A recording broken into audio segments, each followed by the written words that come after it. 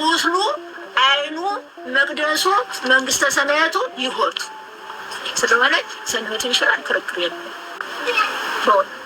በዚህ ነው ማስቀመጥ። ሰንበትን ሽሮ ንስሐ ገብቶ ያውን ቀደሙን ይቅር በላይ ብሎ ንስሐ ገባ ይደል።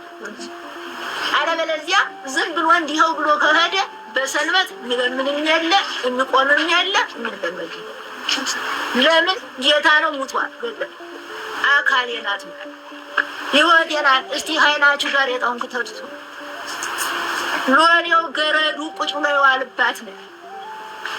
ሎሌው መጌታው ጋር ቁጭ ብሎ ይዋል፣ ገረዲቱም መቤቷ ጋር ቁጭ ብላ ትዋል። አዛዥና ታዛዥ አይኖርባት በሰንበት ቀን። ሰንበት ነው የሚሽሩ ውሾች ይሻላሉ። ውሾች የጌታቸውን ቤት ያውቃሉ። የጌታቸውን ቤት አይሰርቁም፣ ጌታቸውን ያከብራሉ። የኔ ፍጥረቱ ግን እነሱ ሰው ነው። ሰንበትን ለሻረ ውልውል የቀረውን ግን በእውነት በንስሐ ትድናለህ።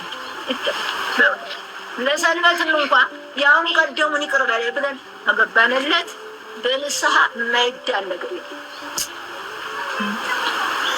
ዝክራቸው የስንት ሰዎች ዝክር በሰንበት ውሃ እየተጠመቀ ሲወል ገብቶ የቀረባቸው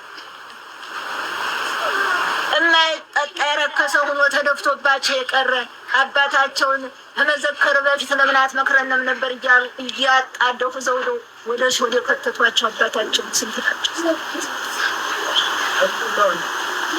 በረከቱም የራቀና በዚህ ሁሉም ያነሰነ በዚህ እመሙም የበዛብን በሰለሽ አላወቃችሁ።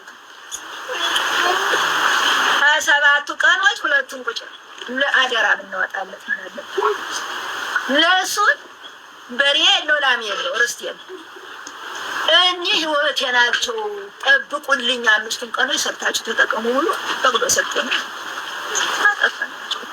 ታዲያ በዚህ ማን ዛሬ ቆድነቱ የጠፋ ሰንበት በጠቅላላ ስለተሻረች ነው። አላውቃቸውም ነው አላውቃቸው። እቺ መከረኛ እናት ነበር የው ታሪኳ የሚነገርላት እሷ ነበር እያለቀሰ የገቡትን ስታስወጣ የነበር።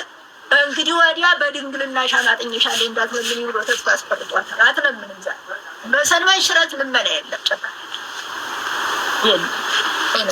ተው ግድ የላችሁ። ለማይሞላው ቤት ለማይሳካው ቤት የደህየው ህዝቡ ጤና ያጣ ሰንበትን እየሻረ ባል እየሻረ ክርስቲያንነቱ የጎደለው በዚህ ነው። ይክዱሃል ብሎታል።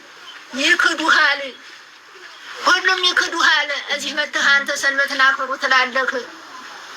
ይክዱሃል አያከብሩልህም ብሎታል።